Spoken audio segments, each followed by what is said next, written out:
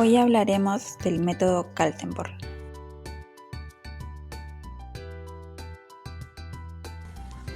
¿Quién creó el método técnica? El creador fue el noruego Fredrik Kaltenborn, el cual fue el primer terapeuta físico y manual, que combinó la teoría y la práctica de la medicina ortopédica según Cyriax con la quiropráctica y la osteopatía. Bases y principios del método. Como principios hablamos de las movilizaciones articulares, realizadas por el fisioterapeuta, el cual son movilizaciones sostenidas que se basan en los tipos de uniones articulares y los tipos de movimientos, siendo estos clasificados como movimientos fisiológicos, de los cuales son los movimientos en el cual el componente óseo cambia de lugar, tales como la flexión, extensión, abducción, aducciones, rotaciones internas y externas. Los movimientos accesorios parten de los movimientos complementarios. Ello acompañan un movimiento activo. Y el juego articular. Ello es el movimiento entre las superficies articulares, como la tracción, compresión, deslizamiento, rodamiento y las rotaciones de las superficies articulares. Fundamentos neurofisiológicos. La terapia manual consiste en un estímulo capaz de evitar los cambios neuroplásticos asociados a la sensibilidad central y apoyan la idea de sus propiedades contrairritantes.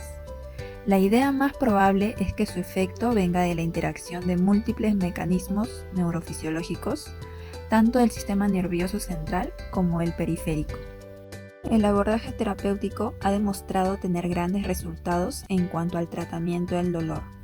El método Kaltenborn son atribuidos principalmente a mecanismos puramente biomecánicos, pero a la vez ayuda a la reducción del dolor en zonas distales al lugar de la aplicación de la técnica, lo que hace que los efectos neurofisiológicos que se producen tras la aplicación de la terapia manual va a activar el sistema inhibitorio del control descendente del dolor.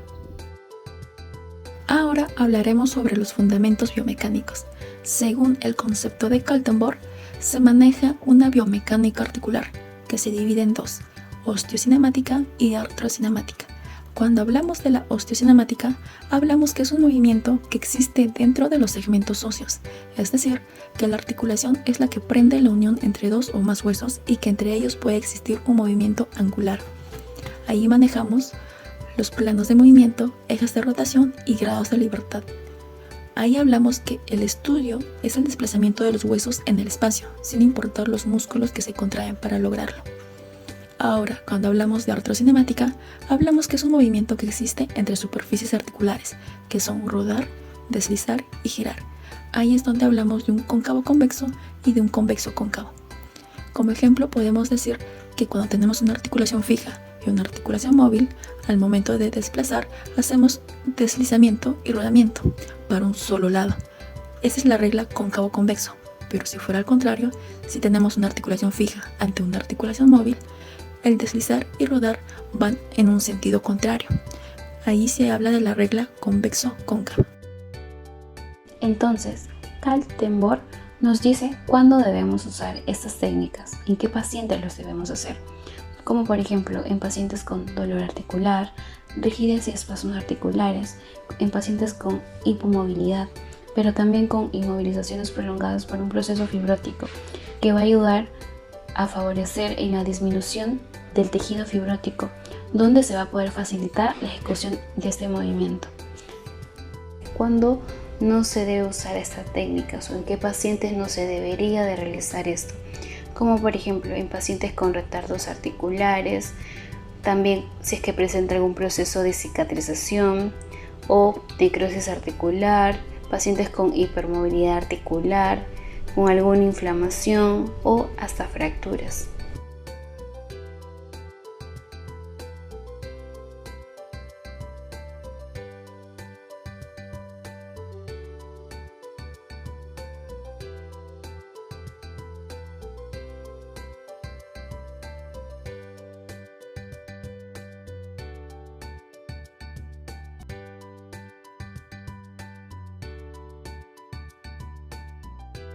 Realizaremos una liberación miofacial en el tercio superior del antebrazo, donde aplicaremos deslizamientos y juegos musculares.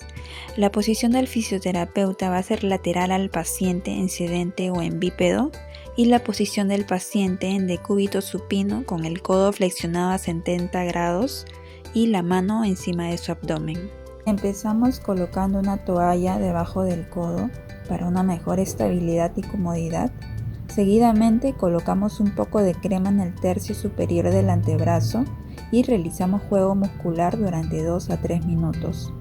Luego, con el dedo pulgar y con ligera presión, realizamos deslizamientos ascendentes y culminamos la técnica con deslizamientos en la misma dirección utilizando nuestros nudillos de los dedos.